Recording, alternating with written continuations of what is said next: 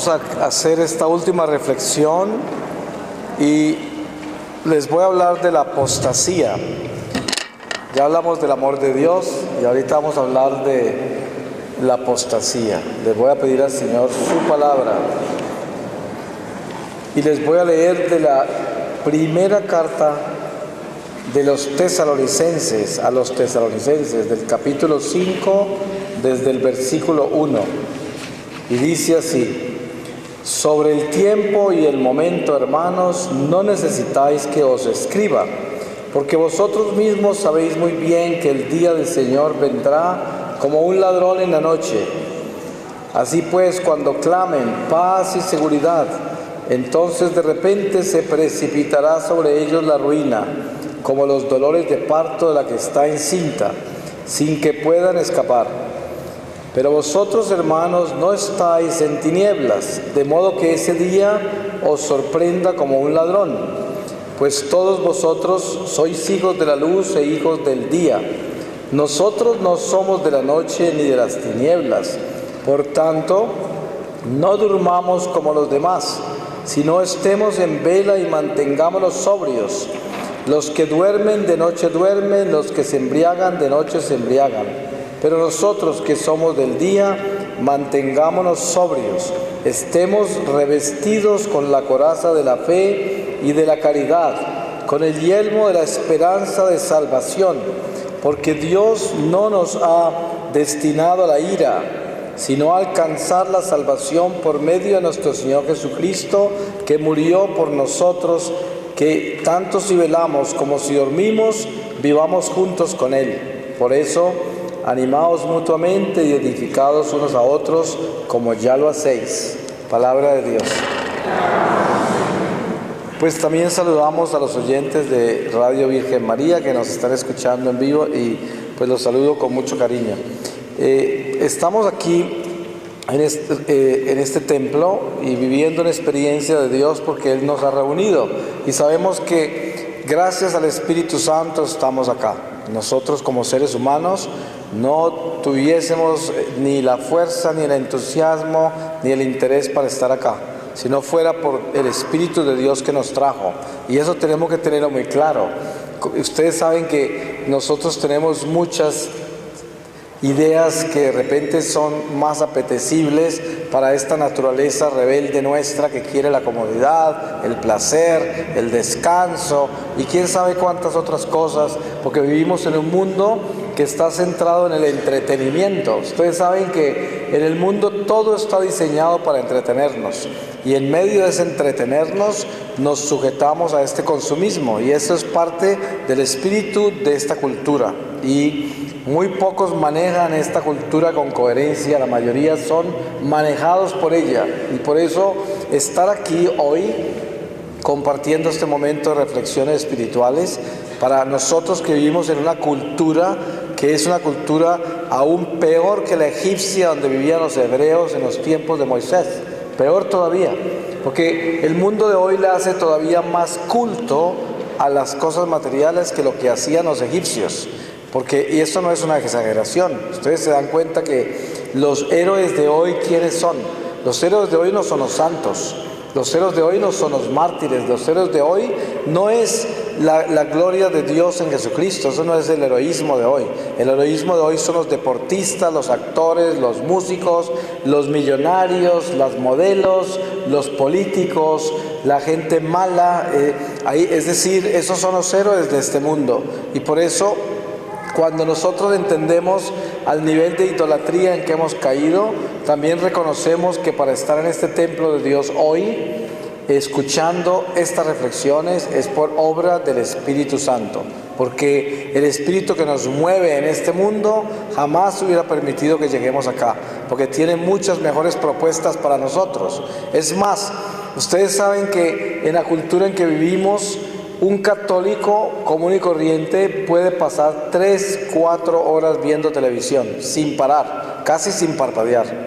Y ese mismo católico, una misa de 30 minutos lo desespera. Un rosario lo pone a dormir en el segundo misterio. Es decir, la desnutrición espiritual es impresionante, porque somos capaces de ponerle toda la atención a todo lo que tiene que ver con la carne, pero no tenemos la mínima atención a nada que tenga que ver con el espíritu, porque el alma está tan desnutrida que no resiste las cosas espirituales, o nos duerme o nos desespera. Por eso, cuando usted habla con una persona que está bien sumergida en las cosas del mundo, hablarle de Dios es como darle una palmada en la cara, porque no resisten, se ponen hasta violentos, porque es como quitarles de la boca ese hueso que quieren morder todo el tiempo. Yo pongo siempre un ejemplo. Si usted tiene un perrito que ama mucho y está fuera en el jardín y ve que ese perrito desentierra una rata envenenada y se la va a comer, usted sale con todo lo que tiene a quitársela de la boca. Pero ¿qué va a hacer el perrito? Va a tratar de morderlo a usted porque usted le está quitando la carne de la boca. Él no sabe que está envenenada esa carne. Pues nosotros, cuando estamos en pecado mortal y nos exhortan, somos como ese perro con la rata envenenada en la boca. Queremos morder al que nos exhorta. Es que si usted quiere ver un católico bien furioso, una persona que esté practicando cosas de la nueva era y que usted le diga que eso es malo, lo muerden. A mí me han tirado hasta cosas al sitio donde estaba hablando de personas enfurecidas porque yo denuncié alguna práctica en la iglesia que es de la nueva era. Ese espíritu de la nueva era es de los espíritus más agresivos que hay. Si usted quiere ver una persona bien violenta, bien agresiva, denuncie la nueva era a un católico y verá el espíritu que le sale. Inmediatamente ataca al espíritu del mal.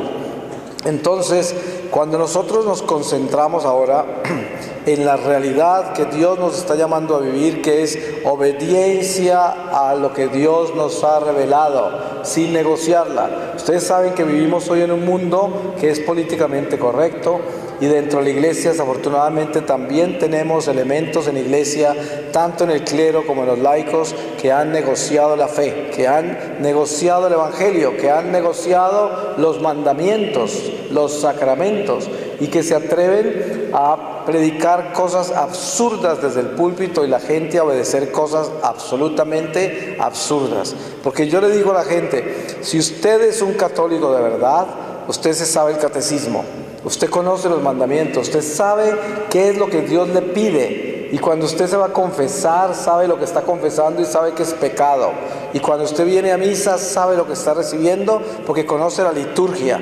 Y si alguien, por docto que sea, por distinguido que sea, está haciendo lo que no es, usted no puede seguirlo, usted no puede obedecerle, y se da cuenta que esa persona no está en obediencia con Dios, y mucho menos en obediencia con la iglesia, porque eso va por jerarquías. Y a veces yo le digo a la gente, ¿usted quiere saber cuál es el sacerdote confiable de hoy? El sacerdote que está en obediencia al Santo Padre, que respeta a su obispo, que está en obediencia a las tradiciones de la iglesia, a la doctrina, a la sana doctrina.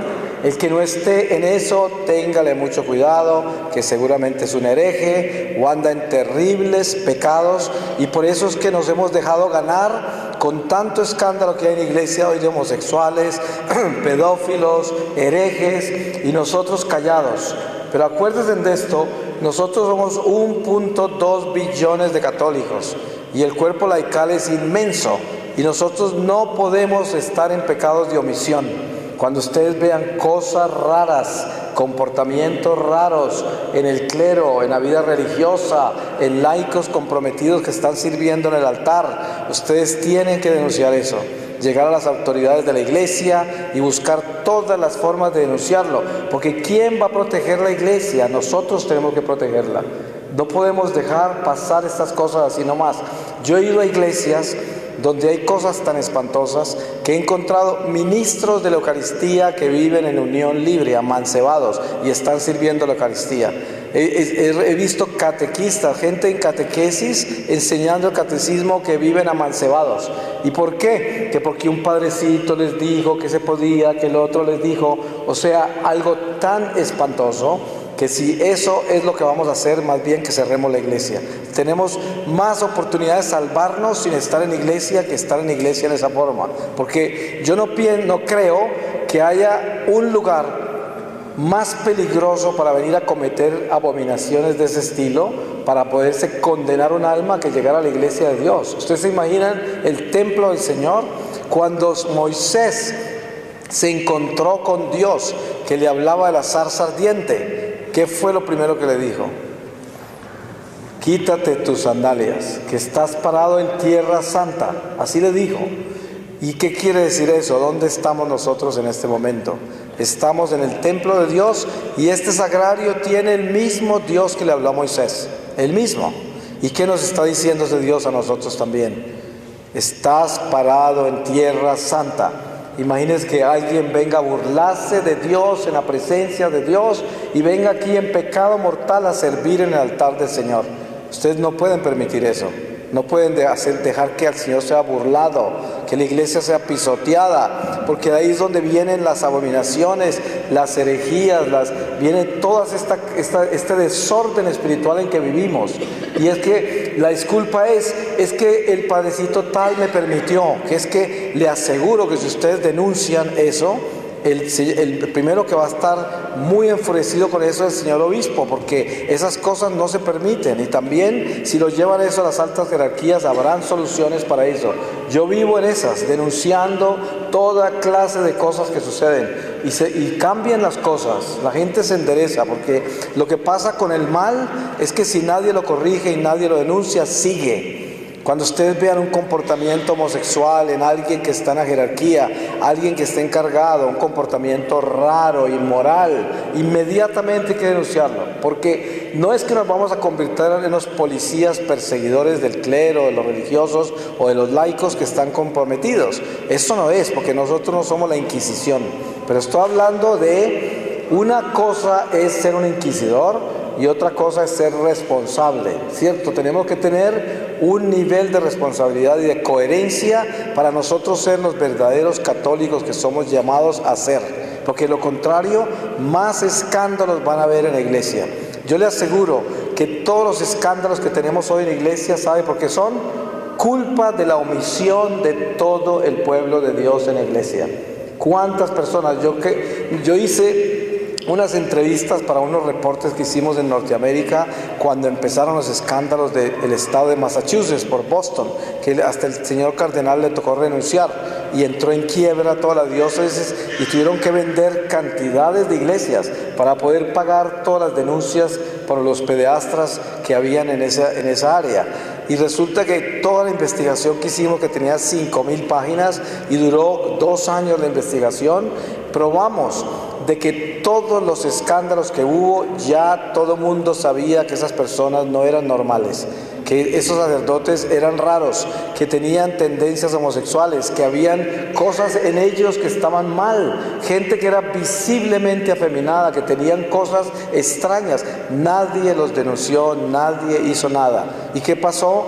Miren los desastres tan horribles que pasaron, hasta el punto de que cientos de personas fueron afectadas. Esa iglesia se disminuyó en el 70%. El estado de Massachusetts era uno de los estados más católicos de los Estados Unidos y hoy es tan solo el mínimo porcentaje. Todas las iglesias, las sectas son más grandes que ellos. Es una iglesia que quedó reducida a la nada y está recuperándose con unas heridas increíbles. ¿Y la culpa de quién es? De toda la gente, que nadie habló, nadie se quejó, nadie dijo nada.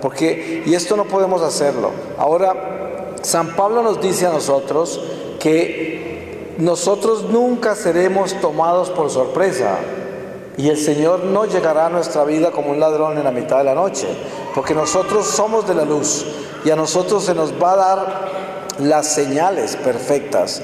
Y por eso todo lo que está sucediendo lo podemos resumir en esto. Las últimas señales que tendremos son la gran apostasía y también la conversión masiva de todos los judíos al catolicismo, que eso sucederá antes del regreso del Señor, porque los judíos que prepararon la encarnación del Señor prepararán la segunda venida. El San Pablo habla muy claro de esto. Él habla de que al final Israel se convertirá, porque Dios le ha puesto un velo a Israel, que son los judíos, un velo de incredulidad. Para nosotros que vivimos este día que se apellida de hoy, podamos entrar a la salvación, porque así por el velo de incredulidad que Dios le puso a los judíos, pudimos ser nosotros adoptados, injertados al árbol de la vida en la salvación que Jesucristo trajo desde su pueblo judío. Y esto es algo demasiado importante para descubrir, pero les voy a dar un ejemplo. Hace poco, el año pasado, estaba yo en misiones en España y pasé por un pueblo donde el sacerdote me contó que había recibido varias denuncias y lo habían forzado legalmente a sacar de las actas de bautismo a varias personas que no querían estar en los libros de las actas de bautismo. Hicieron una operación legal contra la parroquia para que el párroco borrara sus nombres de las partidas de bautismo, porque no querían saber nada de la Iglesia Católica y querían borrar toda huella que tuvieran de que estuvieran en la Iglesia participando en alguna cosa. Y se hicieron por ley sacar el nombre de las actas de bautismo. Ese es el comienzo real de lo que se llamaría una verdadera apostasía. Miren que hay católicos que se van a los evangélicos, por ejemplo, ¿no?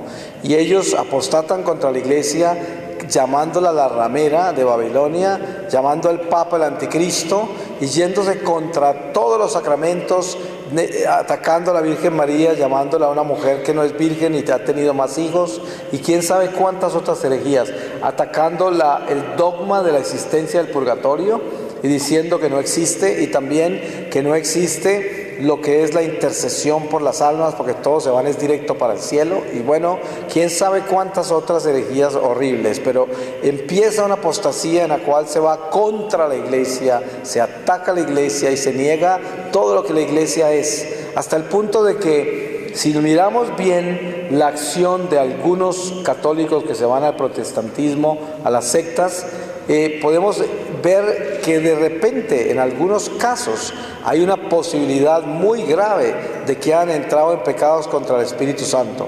¿Y por qué razón? Porque yo he visto católicos que se han vuelto pastores evangélicos o pentecostales o adventistas o quién sabe, tienen tantos nombres que nadie los puede poner ni en un libro.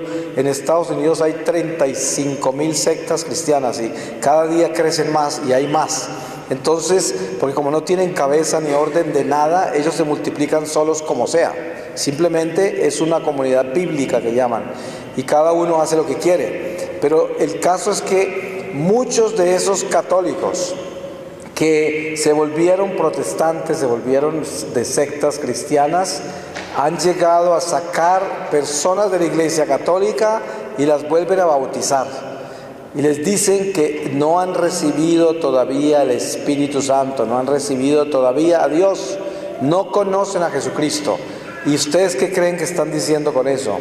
Están diciendo que el espíritu que recibieron en la Iglesia Católica es el espíritu del diablo, porque tan solo hay dos espíritus. Si yo vengo bautizado de la Iglesia Católica donde un evangélico y me dice que yo no he sido bautizado y que me tiene que bautizar porque yo aún no he recibido el Espíritu Santo, entonces está diciendo que el espíritu que yo recibí en la Iglesia Católica no es el Espíritu de Dios. Y precisamente eso es lo que advirtió Jesús. Él dijo, de mí pueden hablar lo que quieran, pero no vayan a hablar contra el Espíritu Santo. Porque si vamos a decir que el espíritu que recibió la Iglesia Católica no es el Espíritu Santo, sino el espíritu del diablo, ¿contra quién estoy hablando? Contra el Espíritu Santo, porque lo estoy llamando demonio. Y esto es cosas que se hacen todos los días. Esta gente de las sectas viene y dicen, ¿alguna vez has recibido al Señor? Y le imponen manos a una persona para que reciba el Espíritu Santo, para que reciba ese bautismo. Y estos son territorios no solamente de apostasías increíbles para aquellos que son católicos y se volvieron de las sectas, sino que también entramos en un territorio peligrosísimo donde de repente cruzaron hacia un pecado contra el Espíritu Santo que no se perdona ni en esta vida ni en la otra. O sea que una persona así queda maldita eternamente, se condena. Y esto es algo increíble y sucede todo el tiempo. Por eso es que nosotros debemos entender que el llamado nuestro a tener la vigilancia absoluta sobre la fidelidad que le debemos a nuestras tradiciones sagradas, a nuestra sana doctrina y vivir nuestra fe de acuerdo a los padres de la iglesia. Nosotros tenemos que ser fieles a eso, tenemos que estar bajo el ala de Pedro. Nosotros tenemos que estar en obediencia a la silla de Pedro. Por eso decimos que somos católicos, apostólicos y romanos, ¿cierto? Nosotros somos romanos también porque en Roma representa a Pedro. Pedro es la piedra donde está la llave al cielo, y por eso la llave al cielo, el poder de atar y desatar que se le dio a esa llave, la tiene Pedro, y Pedro es en la silla de Pedro todo sucesor, porque eso es lo que sucede. Han habido papas malos. En una oportunidad, en la época de Santa Caterina de Siena, teníamos 2 papas, un papa falso y un papa real que estaba exiliado en Francia. Y miren que hemos vivido situaciones peores que la de hoy, mucho peores. Ustedes seguramente por la historia sagrada conocen lo del oscurantismo y cómo los monjes irlandeses fueron los que salvaron la iglesia porque escondieron todas las cosas de la iglesia cuando el mundo entero se fue contra Dios. Han pasado cosas mucho peor que ahora. Pero sin embargo, sabemos que por historia sagrada y por la palabra revelada, nos espera un tiempo en que el hombre se va a enfriar completamente a la fe y va a haber una gran apostasía.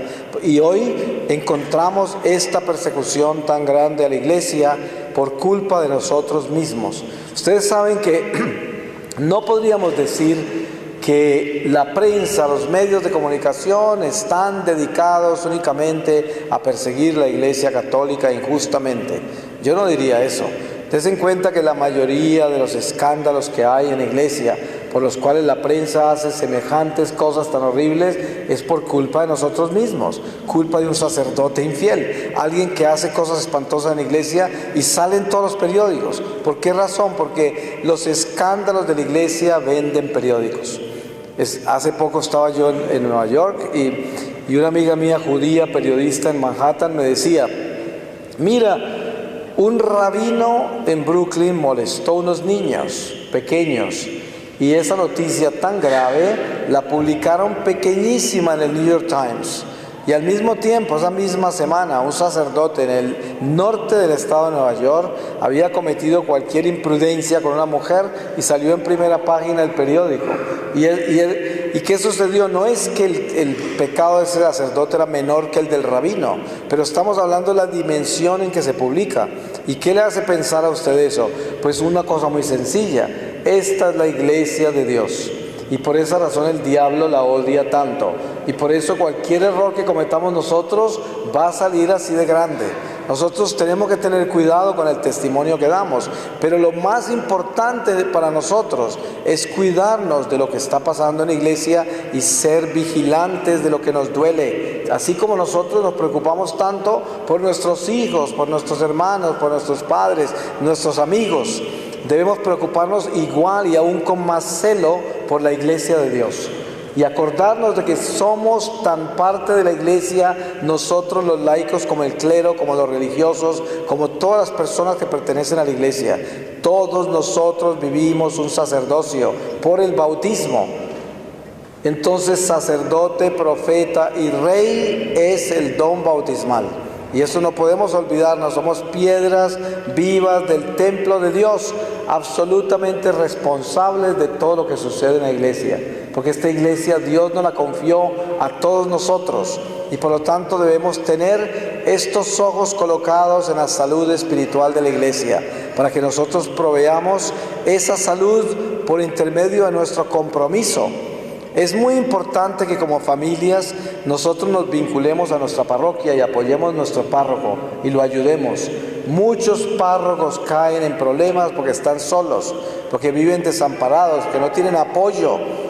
Ustedes saben que en la vida diocesana no hay muchas vocaciones hoy y hay sacerdotes que están solitos, a veces hasta con 2 parroquias atienden a 3 y ellos no tienen a nadie. Por eso es que se necesita que los apoyen y que los quieran, que los acompañen, que los ayuden a mantenerse, que no se vayan esos sacerdotes de repente a entretener con lo que no es, porque esa soledad a veces los lleva a hacer cosas que no son. Hay sacerdotes que naufragan en su soledad, porque se prenden del internet, se prenden de la televisión, se prenden de lecturas que no deben y terminan mal, terminan perdiéndose. Por eso es que nosotros somos responsables de la parroquia y debemos adoptar a nuestro párroco y lo debemos amar y cuidar y apoyar, y entre más difícil sea el párroco, más lo debemos amar, más debemos orar por él, porque la costumbre del católico mediocre es que si el párroco no se porta bien conmigo, me voy para otra parroquia, sí, porque él tiene que atenderme a mí, nunca tiene tiempo para mí, y jamás se considera de que estos sacerdotes trabajan muy duro. ¿Ustedes se han dado cuenta la rutina que lleva un párroco? Esto es increíble, no tiene tiempo de nada. Estoy hablando de un párroco fiel, porque hay sacerdotes que son un desorden, que andan en desobediencia y andan por ahí tomando y con mujeres o de homosexuales o quién sabe de qué, y a veces detrás del dinero, y esos, yo no estoy hablando de esos, porque esos son la descendencia de Judas Iscariote, que siempre estará en la iglesia y que siendo una minoría hacen mucho escándalo. Pero la mayoría de los sacerdotes son buenos y los sacerdotes se enfrían como todos nosotros. Hay sacerdotes que pasan por un desierto y que están mal en la oración, que no tienen amor a la Eucaristía, que están como agotados con la gente y no tienen paciencia para atenderlos, y cosas de esas pasan y nos pasan en la vida de cada uno de nosotros, y no podemos esperar que esos sean de hierro y que no tengan y que no sientan nada, porque son seres humanos y tienen que pasar por situaciones críticas. Y por eso la gran apostasía es precisamente la señal más clara del ser humano ingrato que espera que la iglesia le haga todo y ellos no quieren hacer nada. Y de ahí sale la apostasía, porque termina apostatando contra su propia iglesia porque no le están dando lo que pide. Esa es una de las señales primeras, porque es soberbia humana, una soberbia increíble de que yo siempre voy a ser servido, no a servir. Y des en cuenta que la oportunidad más grande que podamos tener en la vida, la más grande de todas, es servirle al templo de Dios. No hay un honor más grande que ese, no hay una bendición más grande que esa. Les voy a poner un ejemplo. Por mi experiencia de Dios, yo entendí algo muy lindo, muy sencillo y muy importante, y es esto: las almas del purgatorio sufren mucho, y gran parte del sufrimiento de las almas, ¿saben qué es? Es la ausencia de Dios que vivieron en su vida terrenal. Ellas saben que lo único que importaba, lo que tenían que haber abrazado 24 horas al día, era serle fieles a Dios y llevarle a Dios a todo el mundo. Ellos saben que era lo único, ellas saben que era lo único importante. Entonces, si usted quiere hacer una oración muy grande por las almas de purgatorio, apoye las misiones, apoye las parroquias, apoye todo lo que lleva a Dios a los hombres. Eso es el regalo más grande para un alma del purgatorio. Si usted apoya las misiones, los misioneros, los sacerdotes, la iglesia, y dice: esto estoy apoyando a la iglesia en nombre de las almas del purgatorio, eso sería el regalo más grande, porque es el alivio más grande de un alma. Cuando en una familia se convierte a alguien, descansan las almas, ascienden, pero territorios inmensos hacia la luz, porque es el descanso más grande para ellas. Y por eso la conversión de una sola persona puede liberar cientos de almas de purgatorio. Una sola persona que se convierte, porque entra en la luz e ilumina todo el árbol, ilumina muchísimo territorio hacia Dios. Y esto debemos entenderlo, de que hoy tenemos planes macabros de instituciones multinacionales que están preocupadas por el control de la natalidad, que están promoviendo el aborto, que están promoviendo los movimientos del homosexualismo y lesbianismo, porque lo que están haciendo es controlando la población mundial. ¿Y por qué creen ustedes que están controlando la población mundial? Porque quieren mantener especialmente el tercer mundo como reserva de comida para las potencias, para las grandes potencias industriales y nosotros nos convertimos en el granero de ellos. Y si nosotros nos procreamos demasiado, nos comemos la comida del futuro de ellos. Y por eso alegan todas estas basuras con esta psicología teísta y con esta sociología teísta de la sobrepoblación de la tierra, cuando eso es la mentira más grande. Yo viajo por el mundo entero. Usted no se imagina la cantidad de millas y millas y millas que hay sin poblar en la tierra, llenas de agua, de toda clase de reservas, donde pudieran vivir millones de personas. Lo que está superpoblado son las ciudades que están hacinadas. ¿Y sabe por qué están superpobladas? Porque esas mismas potencias los han hacinado, porque les venden casas que tienen que pagar en 40 años, automóvil nunca dejan de pagar y por eso nunca se pueden ir de donde están. Están encarcelados por el mismo sistema que han diseñado. Y con esto no quiero decir que todo el mundo es satánico. No. Nosotros vivimos en un mundo en el que cada uno toma decisiones del bien y del mal, y hay gente buena y gente mala, pero hay intereses malos, malignos en muchas de las cosas que están pasando. Entonces, todos estos movimientos que propagan el homosexualismo, ¿por qué creen ustedes que lo propagan? Lo propagan porque así paran la natalidad. Todas esas personas que entraron en el homosexualismo y el lesbianismo dejaron de procrear, nunca tendrán hijos, ¿sí? ¿Y qué sucede con ellos? Miren, la legalización del homosexualismo en Argentina no es argentino, eso no es argentino, eso no salió del corazón de los argentinos, eso salió de una cultura globalizada. Eso viene de potencias internacionales que intimidan los políticos que son soberbios y que pretenden ser muy inteligentes, y los intimidan para que ellos pasen estas leyes, y si no los sacan de la lista de los beneficios internacionales y pierden su popularidad y pierden los grandes amigos que tienen en el concierto de la política universal.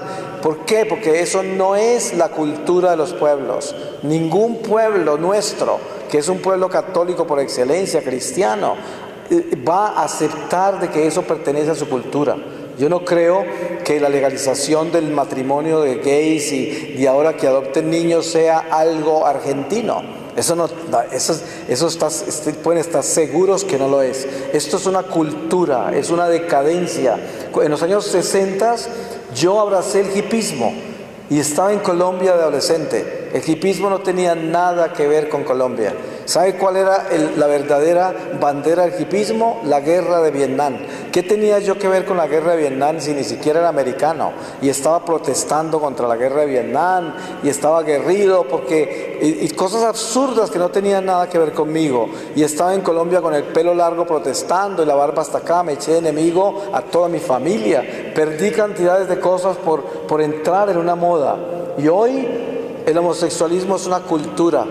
El 90% de esa gente que desfila en esos grupos de homosexuales están en un club, y es un club en el cual consiguen trabajo, se les abren oportunidades en la vida por muchos lados, y ellos mismos se acobijan con la misma cobija y se protegen entre ellos para poder justificar este pecado abominable, que es una decadencia total y degeneración del hombre.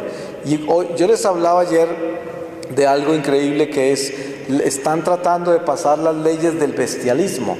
Entonces ya unos amigos míos me reportaron hace poco que en California, en San Francisco, ahora en el verano va a haber el primer desfile de bestialismo y van a seguir los hombres con sus animales amantes por las calles, y esto va a empezar así. En California empezó todo también, allá empezaron los desfiles de homosexuales, de lesbianas en los años 60, ahora van a empezar con el bestialismo.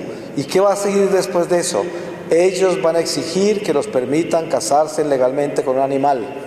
Y no se asusten, porque 20 años de ahora seguro que van a querer adoptar un niño, alguien que está casado con una vaca por ahí, ¿no?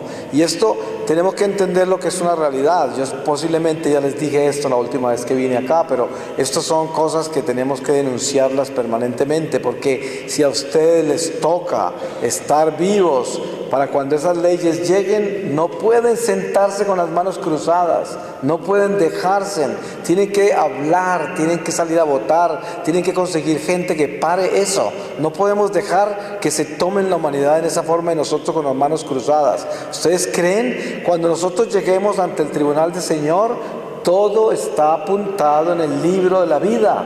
Todo. El Señor nos va a decir, ¿acaso no oíste la ley que estaban pasando en tu pueblo y en tu nación? ¿No oíste? Y tú no tenías poder para votar, no tenías poder para interferir, no tenías poder para hablar. ¿Qué hiciste? ¿Por qué te dormiste? Y permitiste que pervirtieran a los niños, que pervirtieran a las familias, que acabaran con tu nación y la entregaran de enemiga de Dios. Y estas son cosas demasiado importantes que tenemos que tener claras. Y con esto no estamos pretendiendo armar una revolución. Nosotros estamos hablando del amor. Estamos hablando de la obediencia a Dios. Estamos hablando de que nosotros no somos apóstatas. Nosotros somos personas de Dios que buscamos el bien dentro de la iglesia y que queremos vivir en obediencia a lo que Dios nos enseña. Y no queremos vivir en estos pecados abominables del mundo de hoy. Y no queremos ser parte de ellos, pero tampoco queremos vivir en omisión. Hay padres de familia que a veces me preguntan a mí, ¿qué hago? Mi hija se declaró lesbiana. ¿Qué puedo hacer yo? Yo digo, no puede hacer nada porque ella decide lo que quiere, pero lo único que puede hacer es que usted tiene que todo el tiempo decirle, esto no es de Dios y no es natural.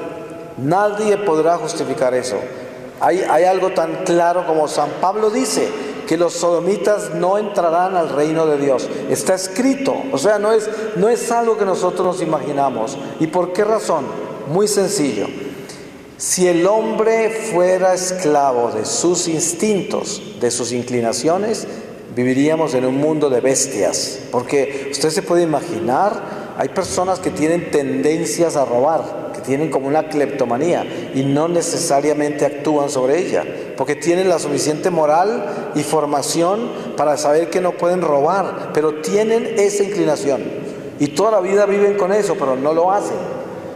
Para que yo sea homosexual, tengo que cometer un acto sexual con el mismo sexo. Porque el hecho que tenga tendencias a tener atracción al mismo sexo, eso no me hace homosexual.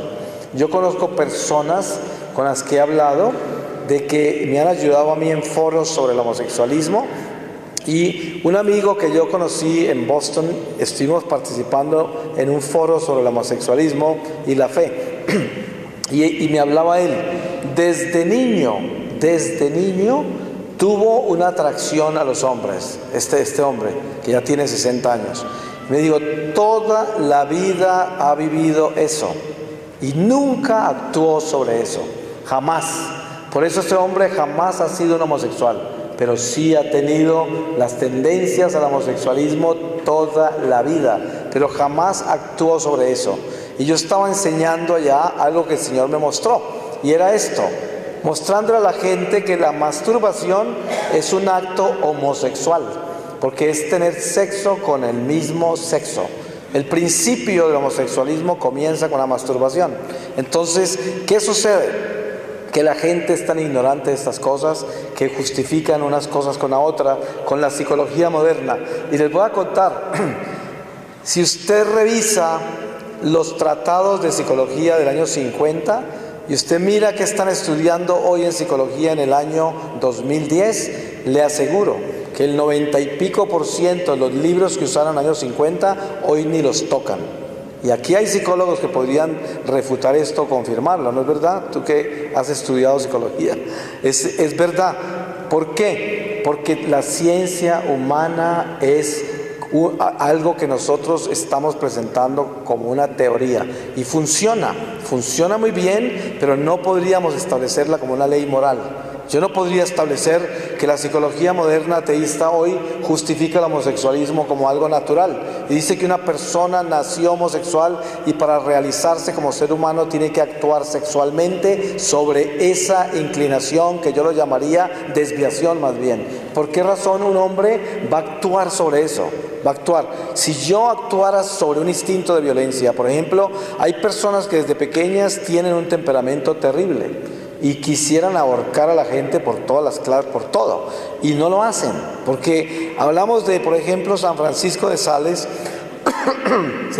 se conoce como el santo de la paciencia, y era el hombre más impaciente de todos, porque encontraron sus uñas debajo de su escritorio, marcadas, ¿Quién sabe cuántas veces quiso ahorcar esas monjitas de la Visitación, que eran sus monjas? Y quién sabe cuántas otras cosas.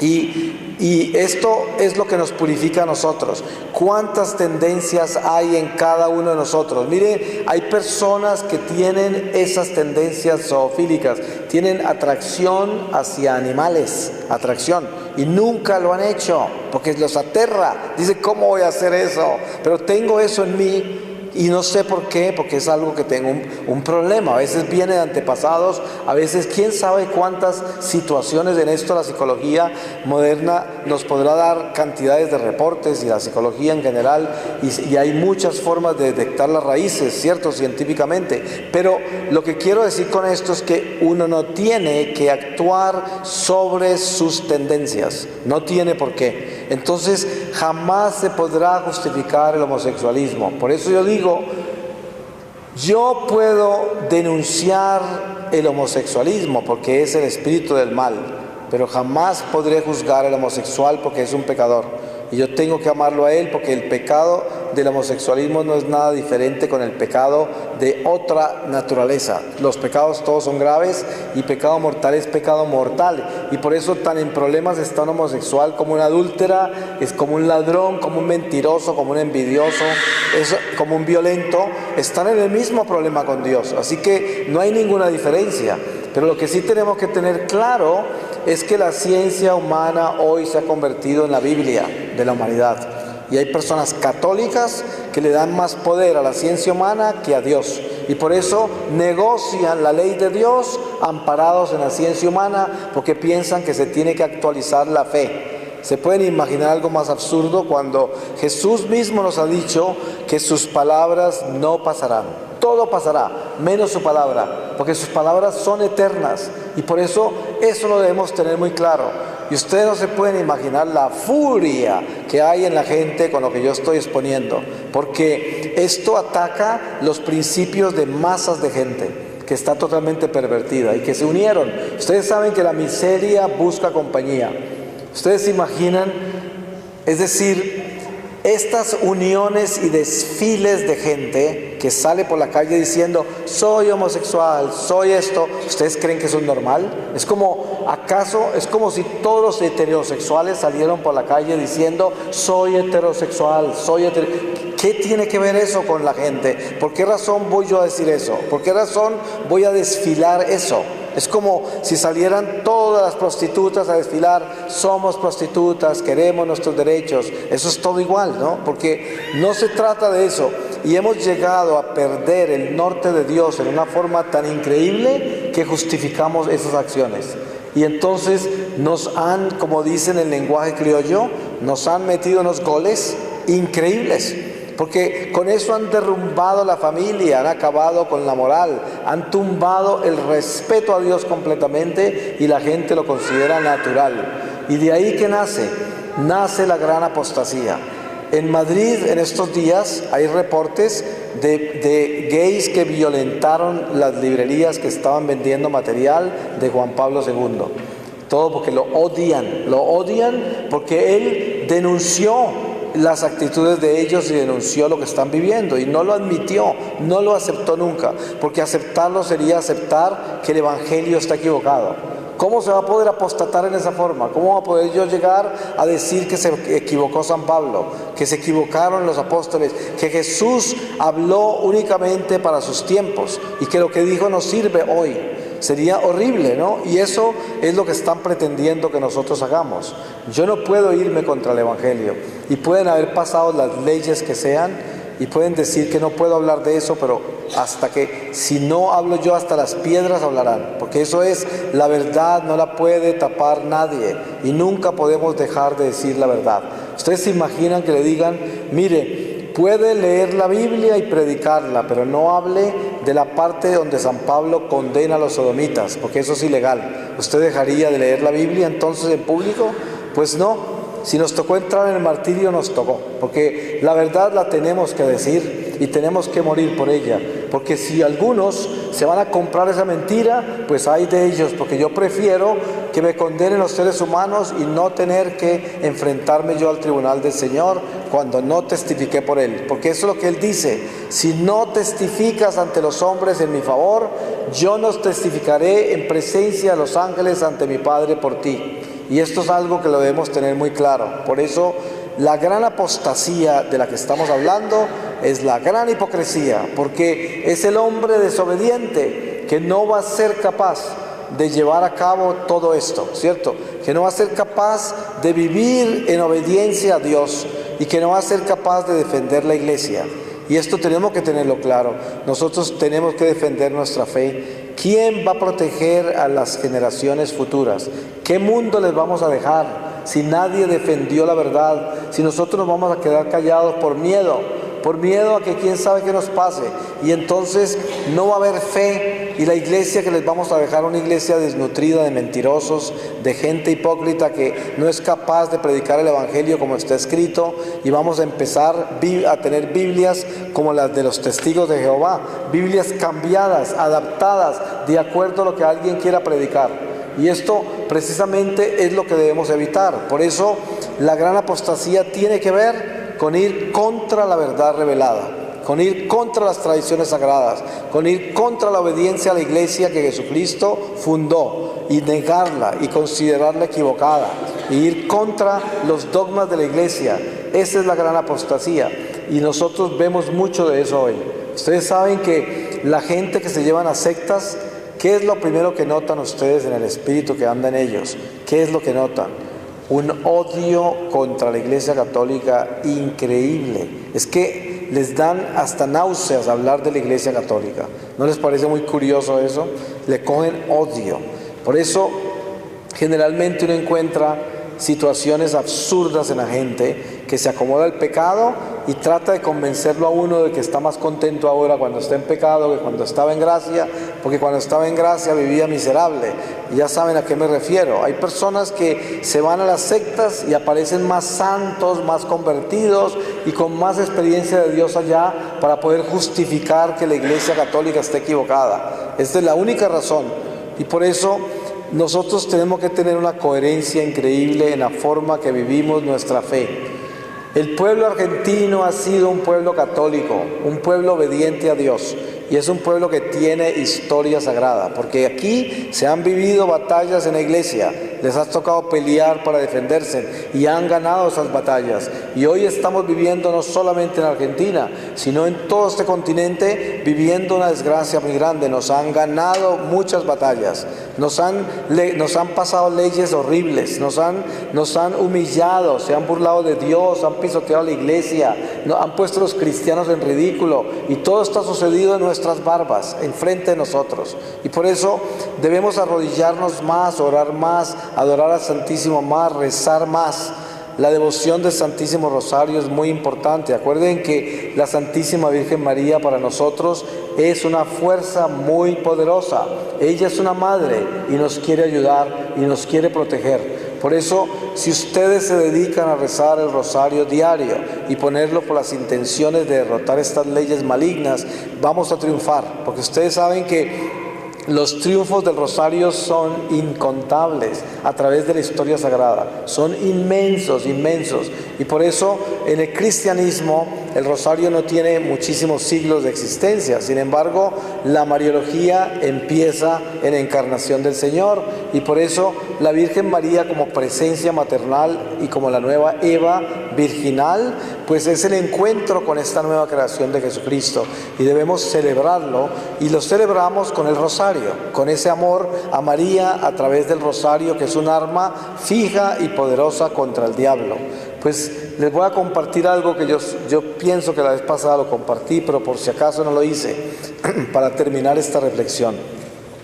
Ustedes saben que los espíritus viven en el eterno presente. Ellos no viven confinados al tiempo y al espacio, ¿no? Ellos no viven como vivimos nosotros. El espíritu vive afuera del tiempo y el espacio, por lo tanto viven en la eternidad.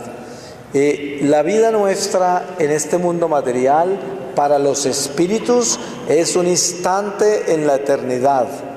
Y no es nada difícil para el espíritu del mal atacar nuestra vida y manipularla, porque es un instante apenas. Cuando usted tiene conciencia de eso ya, se da cuenta del poder que tiene la oración. Cuando usted ora, la oración que usted está recitando está en la eternidad. Si yo rezo un Ave María, estoy en ese momento proclamando la anunciación, la visitación y al mismo tiempo la encarnación del Señor en un solo Ave María. Entonces es el Arcángel San Gabriel, la Virgen María, Santa Isabel y Juan Bautista en una sola oración. Y es la encarnación del Señor, la derrota total al diablo. Cuando los espíritus que están en el aire del mal empiezan a escuchar una Ave María de una persona que está en gracia de Dios, en ese momento ellos huyen porque no quieren ser colocados en presencia de la anunciación, en presencia de la visitación, en presencia de la encarnación del Señor, porque ellos no simplemente escuchan una Ave María, ellos quedan colocados en el misterio que yo estoy rezando.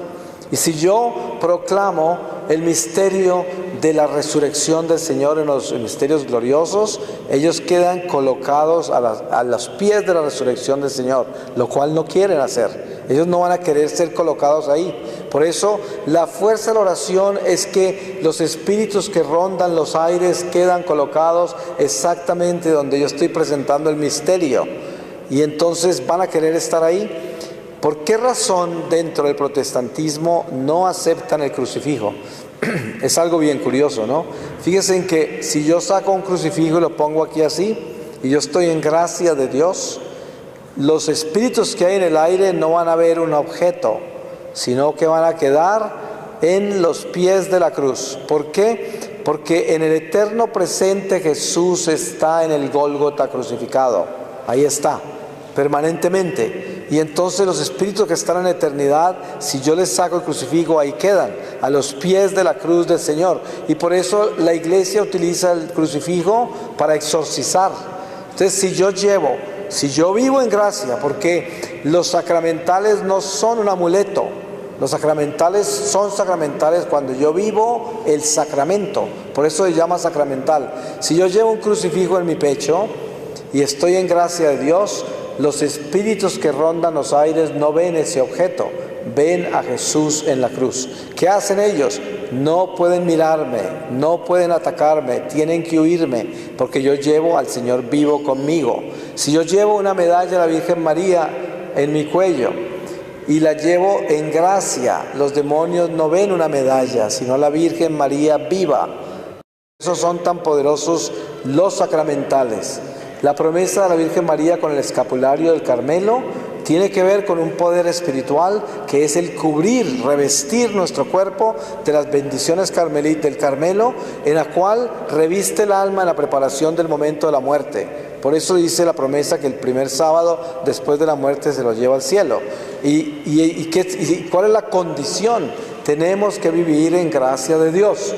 Por eso, el que no vive en gracia no puede utilizar ningún sacramental porque de nada le sirve. ¿De qué le sirve? El diablo lo puede ahorcar con el mismo sacramental porque le pertenece a él. Entonces, el diablo no se va a asustar con un crucifijo de alguien que está en pecado mortal. Si ese crucifijo es un pedazo de metal, ahí no tiene nada.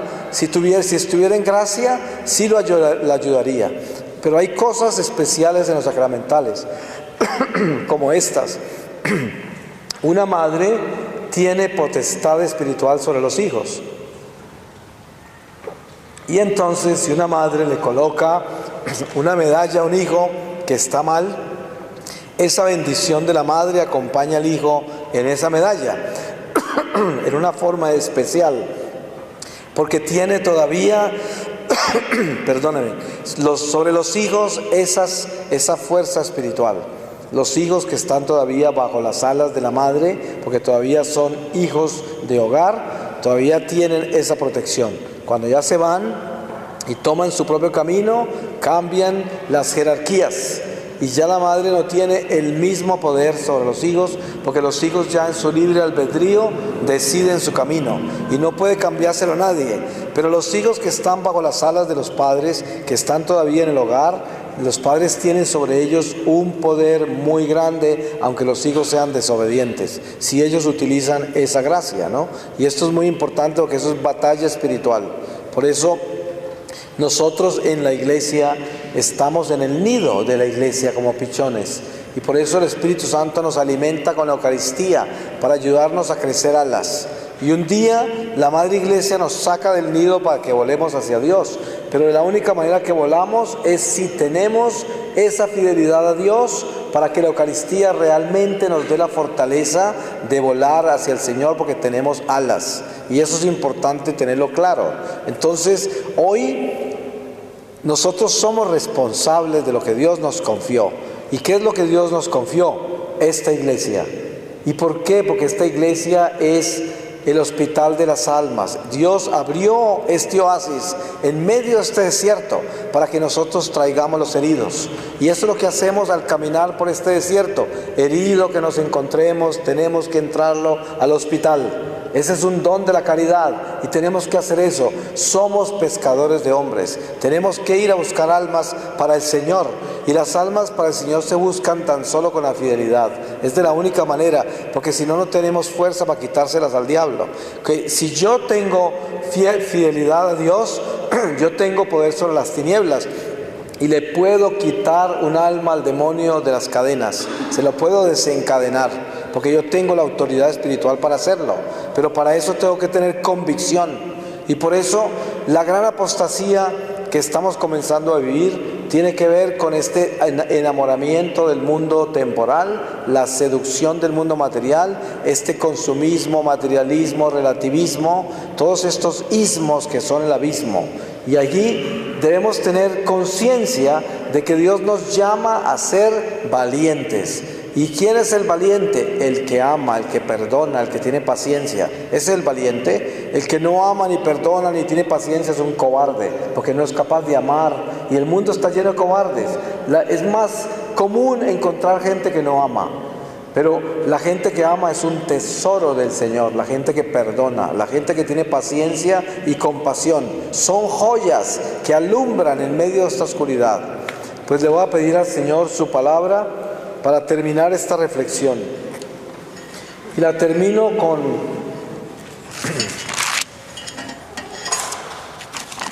los Hechos de los Apóstoles en el capítulo 17, desde el versículo 10. Y dice: acogida en Berea. Enseguida los hermanos enviaron por la noche a Pablo y a Silas hacia Berea. Ellos al llegar se dirigieron a la sinagoga de los judíos. Eran estos más nobles que los de Tesalónica y recibieron la palabra con muy buena disposición y examinaban diariamente las Escrituras para ver si las cosas eran así. Creyeron muchos de ellos, así como mujeres griegas distinguidas y no pocos hombres. Cuando los judíos de Tesalónica se enteraron de que también en Berea habían anunciado Pablo la palabra de Dios, vinieron hasta allí agitando y alborotando a la gente. Entonces los hermanos enviaron con rapidez a Pablo hasta el mar. Silas y Timoteo permanecieron allí. Los que conducían a Pablo le llevaron hasta Atenas y se volvieron con la indicación para Silas y Timoteo de que se uniesen con él cuanto antes. Palabra de Dios. Pues entre más conocemos de todos estos recorridos del Evangelio y las batallas, más nos invita el Señor a que hagamos lo mismo. Nosotros debemos vivir en una misión permanente. No todos son llamados a cruzar el océano llevando la palabra de Dios, pero sí somos llamados a vivir la misión que nos corresponde en el lugar donde vivimos, porque somos misioneros y debemos vivir permanentemente esa misión. Ese es el llamado de nosotros, y no hay cosa más hermosa que tener ese celo por llevarle a Dios a la gente. Es lo único que nos va a quedar al final de esta vida. Todas las veces que tuvimos esa fuerza para hablar de Dios, para llevarle a Dios a la gente, para aconsejar a la gente a que se convierta, para aconsejar a la gente a que tenga una decisión radical, que no tome decisiones mediocres, sino que se vaya del todo hacia el Señor, porque es el único abismo al que debemos lanzarnos sin miedo, lanzarnos a Él, porque ahí están las manos del Señor que nos amparará y solamente nos dará gracia y luz y fortaleza. Y por eso nunca debemos tener temor de ser obedientes a Dios. Hay muchas personas que tienen miedo de hacer eso porque piensan perder los amigos, perder el afecto humano de pronto, la seguridad económica y quién sabe cuántas cosas nos atan al pecado y lo justificamos por eso. Pero en realidad es mejor estar debajo de un puente sin nada que estar sin Dios. Porque yo digo, cambiar a Dios por circunstancias humanas es algo tan absurdo como un pez pretender vivir afuera del agua. Así de absurdo es. Entonces pidámosle al Señor que nos mantenga esta sabiduría en el corazón y sobre todo que nos dé ese espíritu de valentía que necesitamos para que podamos transformarnos, vivir una conversión radical y ser testigos de la luz para defender estas naciones del diablo, porque si no, nos va a llevar el diablo a todos, al paso que vamos, ¿no? Tenemos que despertarnos y no dejar que el demonio se siga robando más almas, porque ya nos ha quitado demasiadas. Y por eso tenemos que empezar a rescatar territorios para el Señor y sobre todo a pavimentarles a las generaciones que vienen una iglesia que esté transformándose, que se esté santificando, una iglesia que tenemos que limpiar todos nosotros juntos. Amén y gracias.